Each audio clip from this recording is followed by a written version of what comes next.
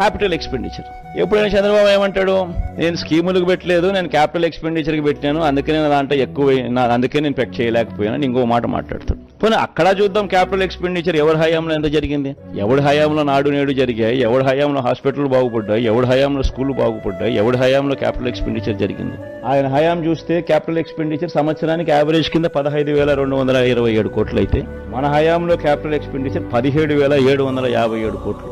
కొత్తగా 4 సీపోర్ట్లు కడతా ఉన్నాం, కొత్తగా 10 ఫిషింగ్ హార్బర్లు కడతా ఉన్నాం, కొత్తగా 6 ఫిష్ ల్యాండింగ్ సెంటర్లు కడతా ఉన్నాం, కొత్తగా 17 మెడికల్ కాలేజీలు కడతా ఉన్నాం, నాడు నేడుతో స్కూళ్ళు రూపురేఖలు మారుస్తా ఉన్నాం, హాస్పిటల్ రూపురేఖలు మారుస్తా ఉన్నాం. ఇవన్నీ ఇప్పుడు జరుగుతా ఉన్నాయి. ఇన్ఫాక్ట్ ఇవన్నీ కూడా మన కోవిడ్ 2 సంవత్సరాలు ఉన్నప్పటికీ మోస్ట్ ఇంపార్టెంట్ పాయింట్ అది గుర్తుపెట్టుకోవాల్సింది అందరూ కూడా.